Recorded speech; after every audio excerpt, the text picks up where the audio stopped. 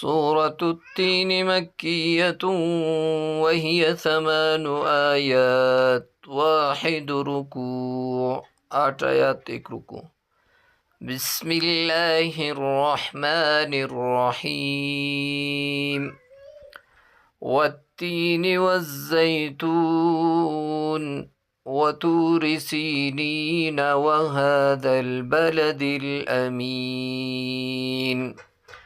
لقد خلقنا الإنسان في أحسن تقويم ثم رددناه أسفل سافلين إلا الذين آمنوا وعملوا الصالحات فلهم أجر غير ممنون فما يكذبك بعد بالدين أليس الله بأحكم الحاكمين।